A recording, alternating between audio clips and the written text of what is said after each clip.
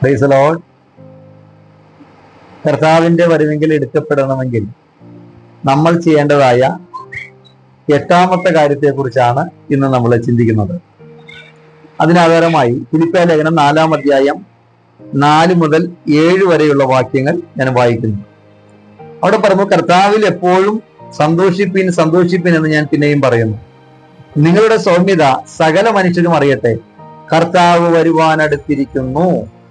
അപ്പോൾ കർത്താവ് വരുവാൻ അടുത്തിരിക്കുന്നത് കൊണ്ട് ഒന്ന്, നിങ്ങളുടെ സൗമ്യത എന്ത് ചെയ്യണം? സകല മനുഷ്യരും അറിയണം.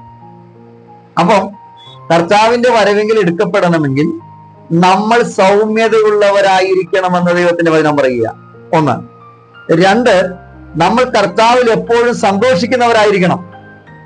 3, 6 വാക്യം പറഞ്ഞു, ഒന്നിനെ കുറിച്ചും വിചാരപ്പെടരുത്, എല്ലാറ്റിനും പ്രാർത്ഥനയാലും അപേക്ഷയാലും നിങ്ങളുടെ ആവശ്യങ്ങൾ സ്തോത്രത്തോടുകൂടെ ദൈവത്തോട് അറിയിക്കത്ര വേണ്ടത്.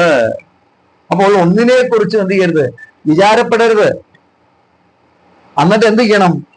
എല്ലാറ്റിലും പ്രാർത്ഥനയാലും അപേക്ഷയാലും നിങ്ങളുടെ ആവശ്യങ്ങൾ സ്തോത്രത്തോടുകൂടെ ദൈവത്തിൽ അറിയിക്കണം.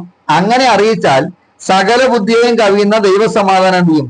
നിങ്ങളുടെ ഹൃദയങ്ങളിൽ നിലവിലെ ക്രിസ്തുവേശുവിൽ കാക്കുമെന്ന്. അപ്പോൾ സമാധാനത്തോടുകൂടി സന്തോഷകരമായ ഒരു ഹൃദയത്തോടുകൂടെ ഓരോ ദിവസവും നമുക്ക് മുന്നോട്ട് പോകാൻ എന്ത് ചെയ്യണം? ഒന്നിനെ കുറിച്ചും വിചാരപ്പെടാതെ നമ്മുടെ ആവശ്യങ്ങൾ എന്ത് ചെയ്യും? സ്തോത്രത്തോടുകൂടി ദൈവത്തിൽ അറിയിച്ചാൽ മതി. അപ്പൊ ഞാൻ പറഞ്ഞു വരുന്നത്, ഇവിടെ പറയുന്നു നിങ്ങളുടെ സൗമ്യത സകല മനുഷ്യരും അറിയണം. ഇന്ന് നമ്മുടെ സൗമ്യത അല്ലെ സകലം അറിയുന്നുണ്ട്. ഇതുപോലൊരു ജാതി ഉണ്ടോ എന്നൊരു പാട്ടുണ്ടല്ലേ. പക്ഷെ ഇന്നത് ഇത്തിരി സ്ട്രോങ് ആയി പാടി, ഇതുപോലത്തെ ഒരു ജാതി ഉണ്ടോന്ന് ഇപ്പൊ നാട്ടുകാർ ചോദിക്കുന്നത്.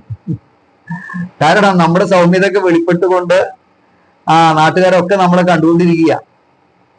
ഞങ്ങള് പലയിടങ്ങളിൽ ഇവിടെ സുവിശേഷം അറിയിക്കാൻ പോകുമ്പോ അയാൾ ഇങ്ങനെയാണ്, ഇയാൾ ഇങ്ങനെയാണ്, ഞങ്ങളുടെ അതിരുമാണ് ഈ പെന്തക്കോസ്തുകാരനെ കുറിച്ചാ പറയുന്നത്, അവൻ മദ്യപിച്ചാണ് നടക്കുന്നത്, ഇങ്ങനെയുള്ള സാക്ഷ്യങ്ങളൊക്കെയാണ് വിശ്വാസികളെ കുറിച്ച് കേൾക്കുന്നത്. അപ്പോൾ ഇന്ന് അതമ്പതിച്ച ഒരു വല്ലാത്ത കാലഘട്ടത്തിലേക്കായി മാറിക്കഴിഞ്ഞു. കുടിച്ചുമൊക്കെ മദ്യപിച്ചും വന്ന് തെറിയും പറഞ്ഞ് അല്ലേ, സഭയിൽ വന്നാൽ എന്ത് ചെയ്യും? അന്യഭാഷ പറയും, വീട്ടിൽ ചെന്നാൽ അന്യായ ഭാഷ പറയും. അപ്പൊ ഇങ്ങനെയുള്ള വല്ലാത്തൊരു കാലഘട്ടത്തിലേക്കായി മാറി. ജഡീകന്മാർ സഭയെ ഭരിക്കുന്ന കാലഘട്ടത്തിലേക്ക് എത്തിത്തീർന്നു.